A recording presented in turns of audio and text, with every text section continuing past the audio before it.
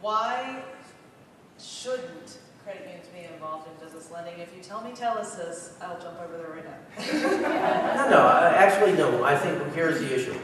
Congress made a determination that they really wanted credit unions to be focused on consumer lending. They recognized that there were some credit unions that were chartered for their purposes of doing business lending. They grandfathered those institutions. They also gave us an explicit exception to low-income credit unions because they really viewed that they had a role in doing community development. And therefore, they needed to be able to make business loans. But as a general rule, Congress really wants credit unions to stay focused on the consumer market. I will tell you this much. You benefited during this financial crisis and recession because of the business loan cap. In the sense that what occurred is that you did not have the excessive overexposure into commercial real estate.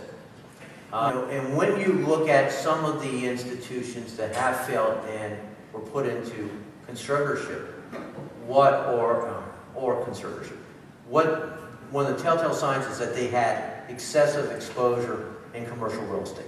For example, Texans Credit Union was actually financing a mountain resort outside of Sevier, Tennessee here. And so, I think they got into it like in 2005, 2006. Peak time in the market, go in, let's do mountain resort financing.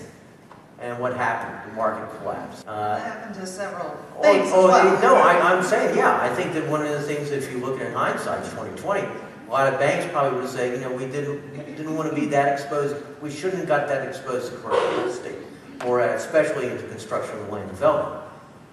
What I'm just saying is, in hindsight, you all benefited because of the cap, because it kept you from becoming overly exposed. And one of the things that I really do think that should be taking place is that NCUA has talked about the fact that they want to put in place safeguards to protect on business lending. Well, if the bill gets passed, well, why not go ahead and put in place these safeguards so we can see what they will be, and then worry about if you get the expansion of the business lending. So look what they did just recently with the low-income credit union designation as part of the drought relief. 1,003 federal credit unions were notified that they were eligible. 553 have taken advantage of it. Okay, we don't know how many of those 553 are actually engaged in business lending, but it clearly says that you're no longer subject to cap. NCUA sold this as being relief to small businesses. And so, therefore, it would be saying, okay, they envision that there is going to be a significant ramping up of business lending in these entities. If so, one of the things that NCUA talked about with regard to HR 1418 and S2231, which is in Congress right now, is that they were going to put in safeguards to make sure that credit unions didn't grow too rapidly their business lending authority or powers. They don't have anything in place for these low-income credit unions that they've given the designation. So you could get a I'm just saying that there could be a rapid expansion occurring.